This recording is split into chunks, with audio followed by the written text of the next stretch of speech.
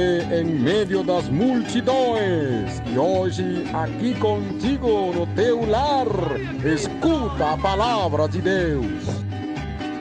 Em Romanos capítulo 1, versículo 16, o apóstolo Paulo disse: não me avergonho do evangelho, pois é poder de Deus.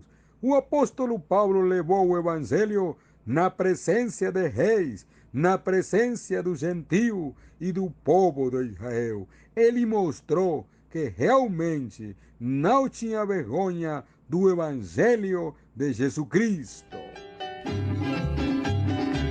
Nós não quebramos, estamos desfrutando do descanso do guerreiro.